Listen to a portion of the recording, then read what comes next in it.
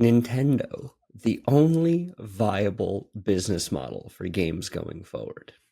We see a lot of newcomers to the space, battle passes, subscription services, all of these terrible and predatory different ways to try to make money in the game space. But really, if you The take ones that Nintendo does? if you take a step back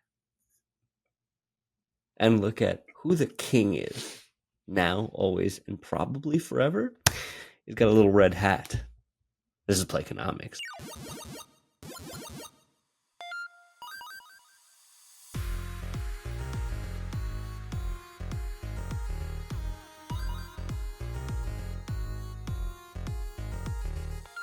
What's good, everyone, and welcome to Playconomics, where we break down the business behind your favorite and our favorite video games, and we give you a little bit of financial context for industry trends.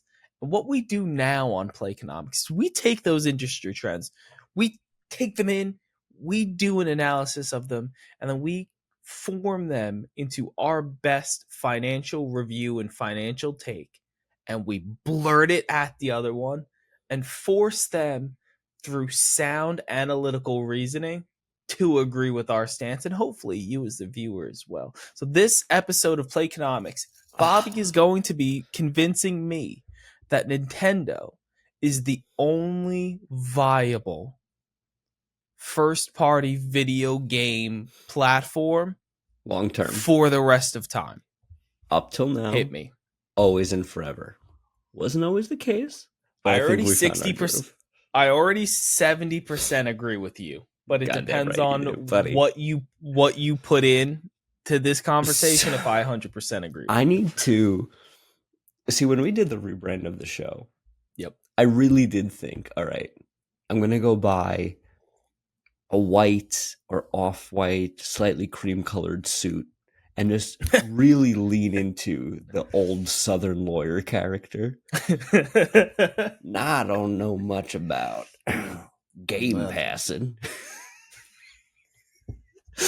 Game passing. Simple man. All right, so there's three ways I want to kind of slice and dice this, because I don't have a fancy pie chart or PowerPoint or laser pointer. If you haven't watched last week's episode, I only use graphs and pie charts during these presentations, and Bobby does not.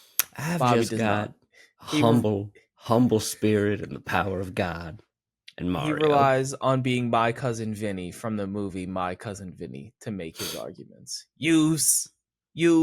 Exactly. So the way I want to slice this is because I think there's three supporting ways to look at this. It's longevity, pricing strategy, and dominance in a very key market. So very similar to what makes a video game successful, what makes a developer successful. But not quite. Because I think on my pie chart, you didn't put it in a pie chart. If I had to put it in a pie chart, the second category is the most important. But let's give me the three again one more time. I'm taking notes. Longevity and diffusion of IP into other properties. Pricing strategy and dominance in the handheld market. Okay. Let's look over longevity here. Now, if you watch last week's episode, the thing that I'm realizing now is all of the most successful, or at least most of them, Mario was only 2 or 3 of the spots. It was both Galaxies and Kart, right? Yes. For revenue and sales, for the critical acclaim, it was Galaxy 1 and 2. But yes. Mario has been around way longer than any of the other IPs on that list, and has been able to leapfrog his brand into more things than any other. You're not going to have Terraria tennis. You're not going to have Minecraft party. Although we're starting to see, you saw the Legends game and stuff like that, right? And people have tried and failed. It's not due to lack of effort. It is due to the fact that Mario was able to do these things, and things like Sonic were not. Oh my God. The worst. Yep. The worst. Sonic tennis? Disgusting. Get out of here. Same thing with Zelda, right? Zelda, I mean, if we look at Mario, he's got over 830 million units sold since 1985. Okay. Zelda, 125 million units, right? With titles like Breath of the Wild selling over 31 million units and Tears of the Kingdom over 18 million units shortly after release. These are all coming from VG charts and Gamatsu, by the way. And then we come to probably, I would argue, the biggest brand behemoth. Got them little pocket monsters, those Pokemans. Yikes. And you want to talk about a brand that just spreads its tentacles into every single medium possible, and I would argue has had the biggest rise in the shortest time. I mean, Pokemon's only been around since like late 90s, 96, right? Yeah, I think 480 90, million cumulative units across the series, man. Most successful franchise of all time. Right? Yep. But what we have to look at with that is that it is a blank canvas of IP that has been going for a very long time that is able to infuse itself into whatever the zeitgeist of the moment is. Hey, it's maybe sports games. Hey, it's maybe fighting games. Right? So you take that and you say, okay, why is this only working for Nintendo? Sony tried this. They tried the fighter. They tried the kart racer. They just didn't have the character roster. They tried Astrobot. Our Lord and Savior Astrobot. I'm telling you, Astrobot's going to win Game of the Year this year. But anyway. It's not. I promise you this. They tried this and it failed. Not because the characters were bad, but I don't think they had enough inbuilt brand timeline behind them. We've known Nathan Drake a lot less than we've known Pikachu. Fair. And go ahead. Yeah. I was going to say, I'm sure you'll get to it, but it's also we've known Nathan Drake for less time because I met Pikachu at 2. Correct. Nathan Drake, I needed to be 13. And that is the other thing that really gets people is that Nintendo caters to, and I've said this before, they're like Pixar, where the movies for the kids, but they've got jokes for the parents kind of thing, right? Like the games are for you, but they're also for your parents playing them with you. Yeah. So that's a strategy that is amazing. You have a constant flywheel of characters that are dependable, will never get canceled, will never grow old, right? Like Zelda's a great example because we've seen Link as Toon Link. We've seen him as like Kid Link. We've seen him as, dark, broody kind of Cloud Strife Link in Twilight Princess. We've seen him as the worst Link in Breath of the Wild and Tears of the Kingdom. Yeah. But we've seen all of these different brands and IPs be able to exist for the nostalgia, but also exist for the moment. That's pillar one. Build longevity. Boom. Thick pillar. And if Would we you look say at it's our roughly competitors' 20% houses, of a pillar? No, if we look at our competitors' houses over there, right? Like Halo, I mean, for as much as they were counting it before Game Pass, only 81 million units sold since 2001. That's embarrassing. Uncharted, even worse, half of that, 41 million units since 2007. Come on, Nate. What are we doing here? I would like to note that any video game developer would kill for either of those IP as well. But if you're playing in the big leagues where you should be playing, those are bad numbers. Okay? We're not talking Animal Well here, which should also win Game of the Year. You're losing me. I'm not. You're at 65% now. Okay. Your first pillar is longevity of IP. Your second pillar, Matt, is pricing strategy. Matt, have you ever seen a, man dressed in a Statue of Liberty costume on the side of the road, spinning a big arrow that says sale outside of a Ferrari dealership? I have not. You have not. Have you ever seen that same man, because he works 2 jobs, spinning that same sign outside of the Rolex store? No, and I'm now realizing that while this man does have multiple jobs, he's very bad at both. He's always the Statue of Liberty, even when it's not the Yep. sale, the Yep. Thanksgiving sale. He's still the Statue of Liberty. Still the Statue of Liberty. Black Friday. Mm-hmm. And I wanted to open with that point because, Matt, when was the last time you saw any of Nintendo's games go on sale enough for you to be like, wow, that's a deal? So I think it gets confusing because people see the sales on the Nintendo store. They're not for Nintendo games. No, they're not. They're for some third-party bullshit. You can get Minecraft for 87% off. You can get Minecraft for 187% off. They'll pay you 87% just to play it. But Pokemon, Nope. they're more money. We'll get there. Nintendo games literally We'll get get Hold on. more expensive We'll the get there. older they are. Because, there's a little game coming out called Luigi's Mansion 2 re-release. This is a timely topic. Where the game on Switch is more expensive than the game was on 3DS. And people are going to buy it. And they're going to like it. Okay? Mario Kart 8 Deluxe has had so many different iterations and is the best-selling Switch game. Came out on the Wii U. Okay. It's a little misleading because it was bundled with the Switch. No, you can buy it a la carte. It was not bundled. No, yes, but those sales were inflated because they were bundled. But I see your point. It was a game that didn't come out on the Switch, and it's the best-selling Switch game, which is again wild. And then we go to Virtual Console where they'll say, "Oh, okay, you don't want to pay full price with zero discount for our big budget AAA games that now we've increased to $70 for games like Tears of the Kingdom." Well, that's okay. Yep. That's okay. What you can go ahead and do then is pay us a smaller amount of money for a game you've already paid on Virtual Console, whether through subscription or rebuy.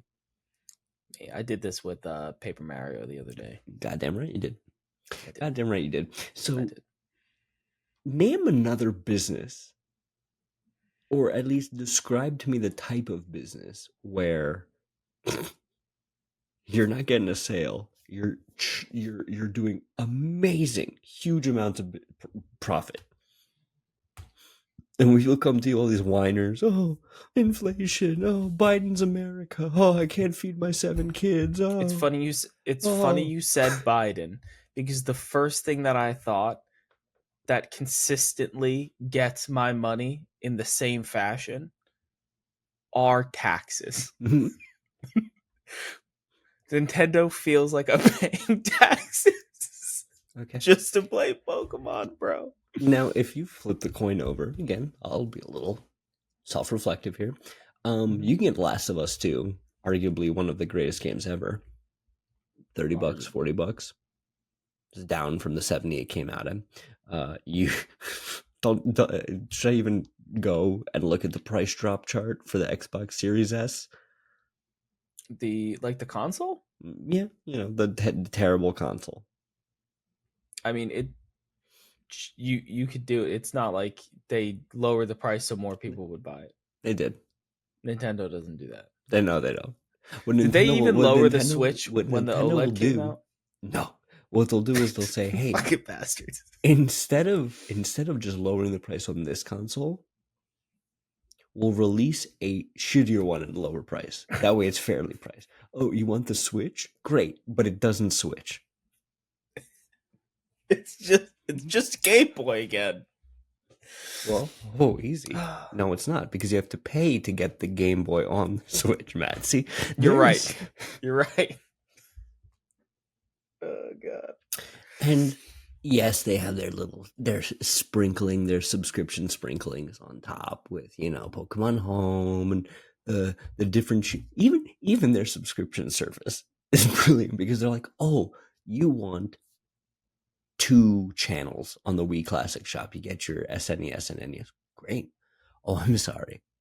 Oh, you thought that N64 and Sega were included? No. Please give us more money now." And by please, when they say please, when they put their hand out, they're just taking your wallet. And you mentioned Pokemon Home and said that like, oh, they got the little subscriptions. What do they do with Pokemon Home? I'll tell you what they do. They Oh make yeah. it so that Pokemon that you can't get in the current game because they stopped putting them in there, halfway through after you buy the DLC of the Pokemon game, you can bring some of your old Pokemon from your other games into Pokemon Home and then into your new game that you have purchased the DLC for.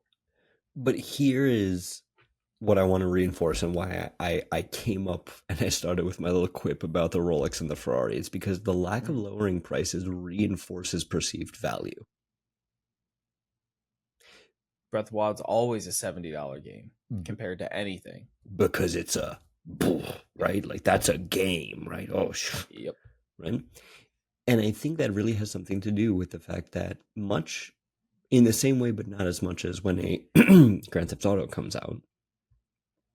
Bro, when a new Zelda comes out, world stops. Right? There's Pokemon has an entire day. It does. It does.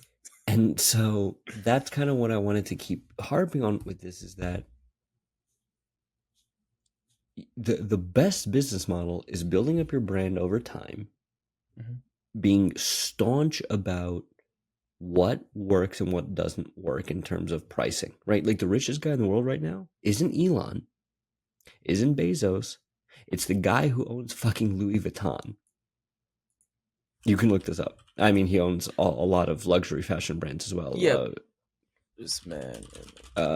Something with an A, Bernard Arnault, something. Yeah, but I thought Elon had taken Nope, him over again. So they nope. swapped again? Yeah, it's him again. Yes, the dude that owns He Bernard, Arnault, and family. he Yeah, owns he's the Louis, Dior, like L any luxury. LVMH. Yep, Yeah. any luxury brand this guy owns.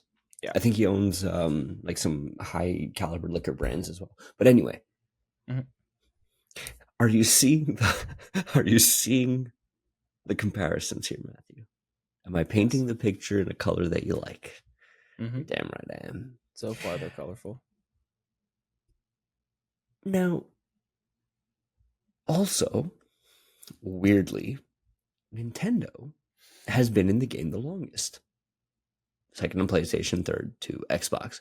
And they've been able to survive with having the least powerful console. We didn't even touch on that. We didn't even touch on that.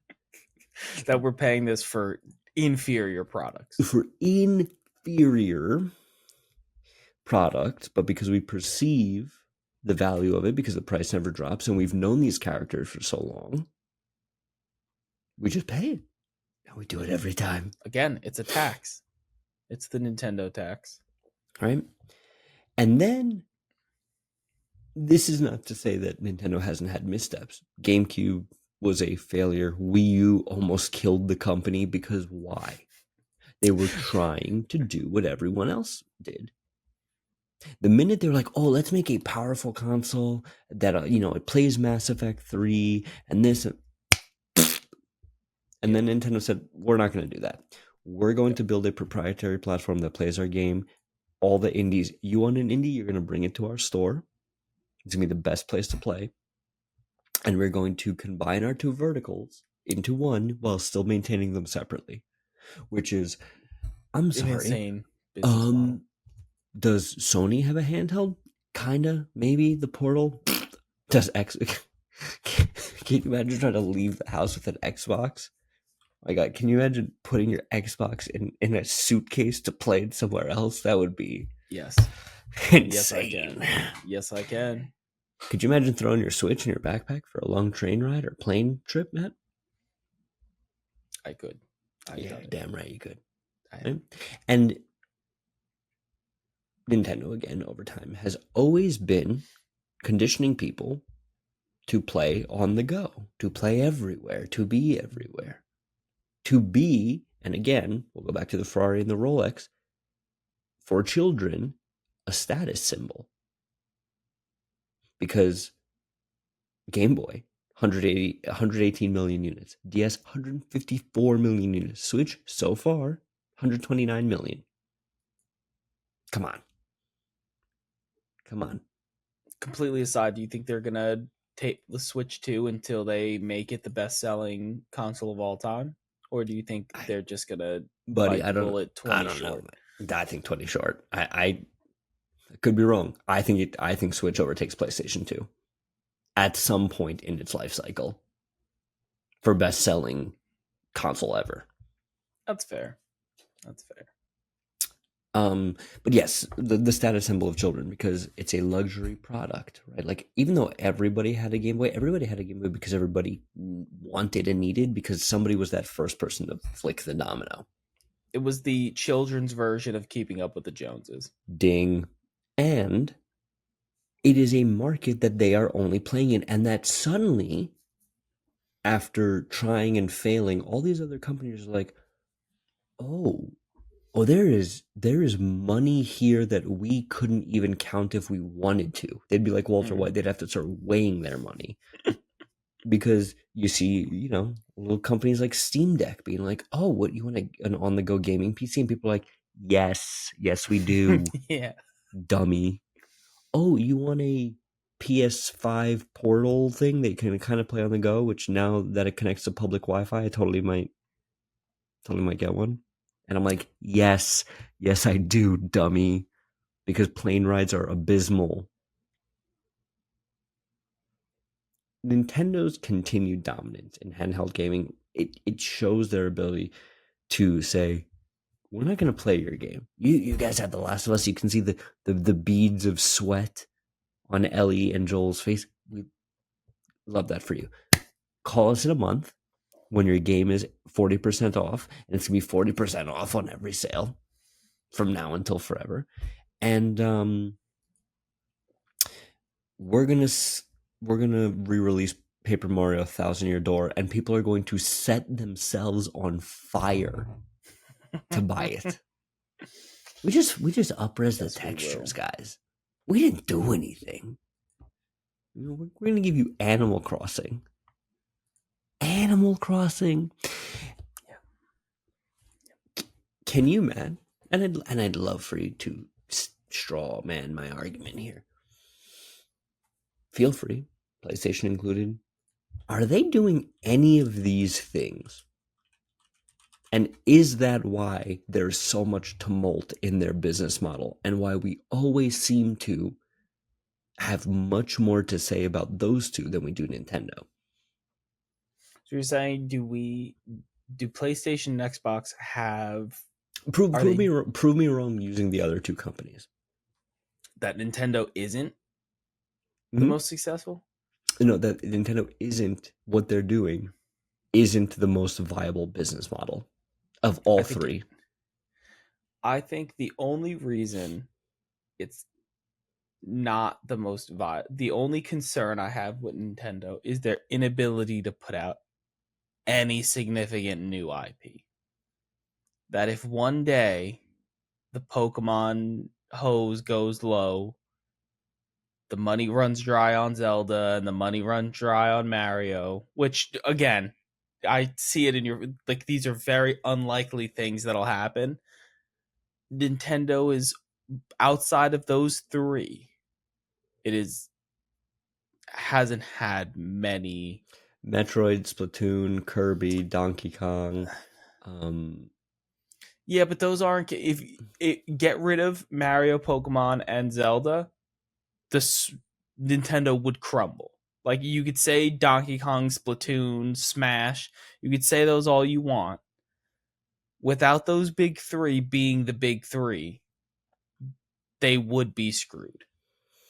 Okay, Xbox but hold on. and PlayStation have the ability to one, put out new IP, host better third party games. Can't play Elden Ring on the Switch. My God, if you could, my life would be over. You can play it on the Steam Deck, probably. But the only issue I have with Nintendo is it is very, very focused on Zelda, Pokemon, and Mario, which is not a bad place to be at any point. Like, we used Rolex. their watches are really what they got. No one's But do they need complaining. anything else? No. Exactly. Yes. Yeah. No. So again, Ferraris, cars. They don't do much else, but they don't really need to. So I understand and I agree that with those three, it is the correct business model. I do think that even though these are marketed towards children and like the barrier to entry for Nintendo games are extremely lower than any of the major Xbox or PlayStation games. But I would say specifically with Pokemon and Zelda that they are starting to market towards us a little more than they should. Then they come up with a new idea, just like in Wolf of Wall Street. When McConaughey's like, we don't let him get off the Ferris wheel. Come up with a new idea, a fresh idea. Pokemon Mystery Dungeon. Listen, It will never run dry. I understand. Say, oh, Mario. Now he plays water polo. He goes to the Olympics. He plays all the games. Yes, okay.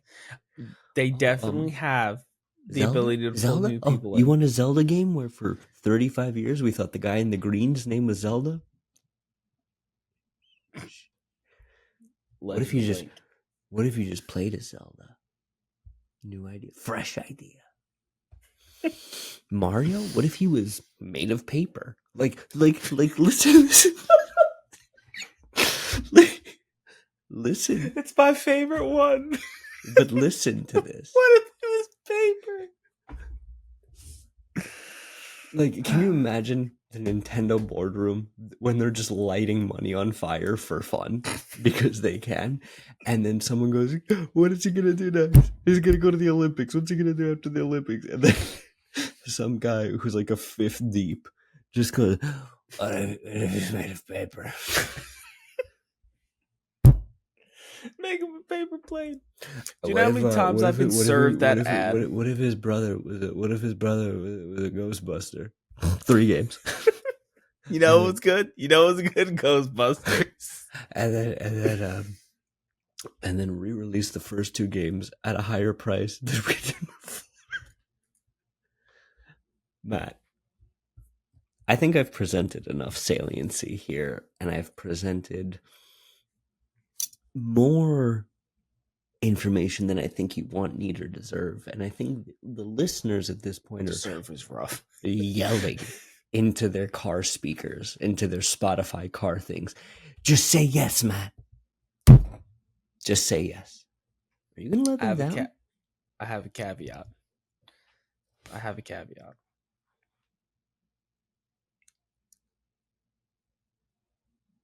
The reliability on their big 3 is a concern. I do think that the only way they have full longevity is if the other 2 put their services on the Switch or on Nintendo platforms. First of all, let me tell you something. Do you see? Let's talk about that for a second, because I think we're living in a very interesting time right now, and I think we're living in the perfect example of this.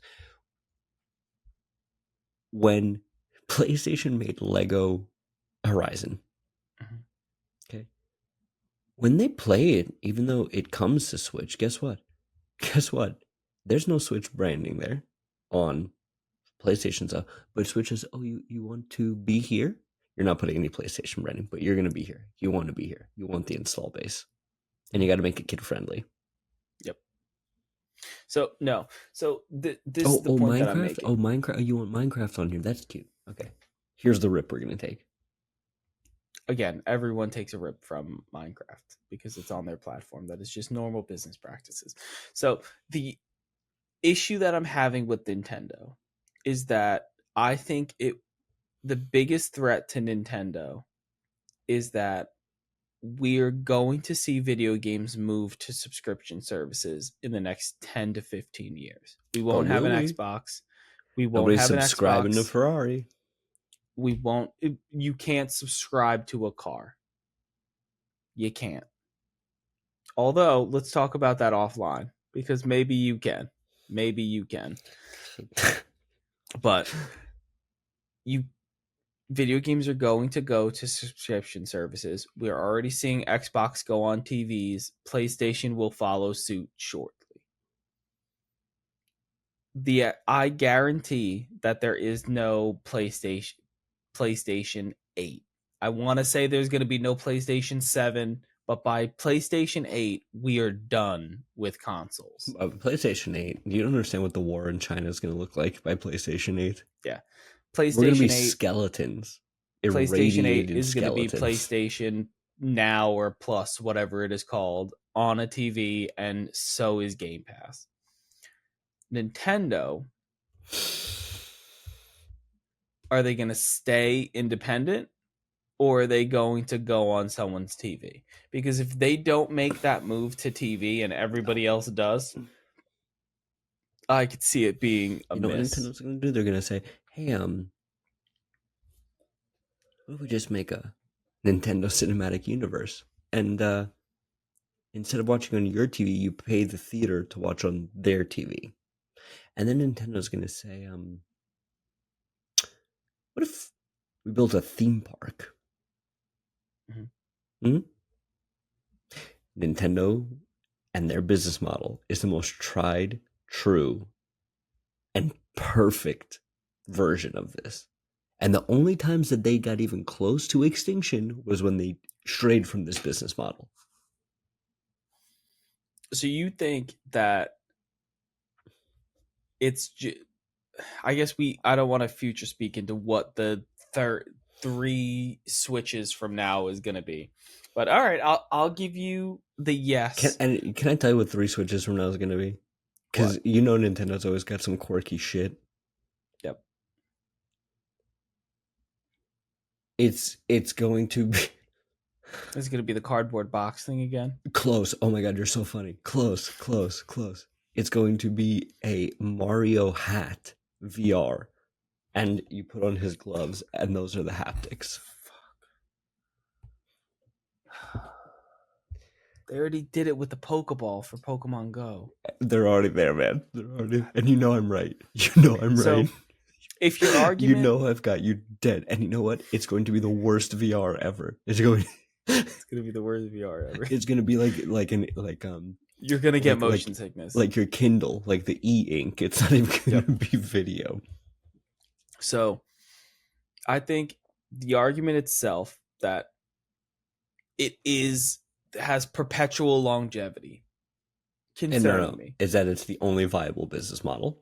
If you tell me in 20 years only one of PlayStation, Xbox, and Nintendo are standing, there is no shot that I think it's any of them but Nintendo. Ever. No matter if it's 5 years from now, 20 years from now, 100 years from now, if you tell me that one of them is around, I will say Nintendo every single time because it has the big 3. And everyone on the planet would kill for even one of them. For one. For a single solitary one of them. And do you know what makes me confident in Nintendo? That if Xbox or PlayStation had Pokemon, Zelda, or Mario, it would die. Because I don't think that they truly understand how to do it. They didn't want to put Samus in Fortnite because Fortnite didn't want to agree to their price. Mm-hmm. That's fine. Not everybody wears a Rolex, champ. Yeah. It's not everybody drives a Ferrari, buddy. While their games and the integrity of the actual game they put out might be questionable, the integrity on their brand is unmatched. They hold their IP in such high regard, even though the windmill operates at 3 frames per second with the Braviary, and it's just, or the windmill's like bop, bop, bop, bop, bop. Now, I might So just be I a agree. humble man with a humble cause here presented for you today. But ladies and gentlemen of the jury, I think you know what the answer is in your hearts. It's yes. It's Goddamn right, a yes. ridiculous business model that I do think is exclusive to Nintendo. I don't think, and Now, they don't. now he already said yes, Your Honor. We can get him out of here. No, they don't get enough credit on the fact the door is this way. where everybody says that Pokemon will just sell units and it's brain dead. You don't need to, like, it's effortless for them to do Pokemon. They came up with it though. Like, Xbox could not do Pokemon the same way Nintendo could. The first game might be the coolest Pokemon game you've ever played, and for some reason everyone's going to stop playing it. There is some deal similar to the way that, like, Mickey Mouse in South Park operates. Oh. It feels Ruthless. like it feels like somebody at Nintendo sold their soul, and the devil is like, fuck, I could have got more. Was it Reggie or was it Miyamoto, you think? I don't know. Miyamoto. One of them sold their soul, and the devil is like, that was a bad deal for me. He was just like, listen, I got this game. I don't have enough money to publish it. We're going to throw little capsules at Pokemon. And the devil was like, sure, I'll give you $100,000 to make this. Give me your soul.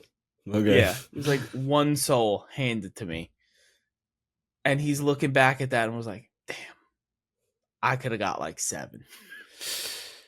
And so, dear listener, dear viewer, you heard it here first. Matt admitted that Xbox is a failing ecosystem that will never, ever reach the heights, stratospheres, mountaintops, skylines, and vistas. You heard it here as well, that Bobby thinks that PlayStation is a failed system that will never reach the mountaintops and will inevitably crash and burn. What I would like to end this episode on is that PlayStation has many more iconic characters than Xbox and could one day get to Nintendo's here if they stop doing sales and investing in shitty products like the PSVR 2, even though possibly on an old podcast I may have said that PSVR 2 is going to take over the world.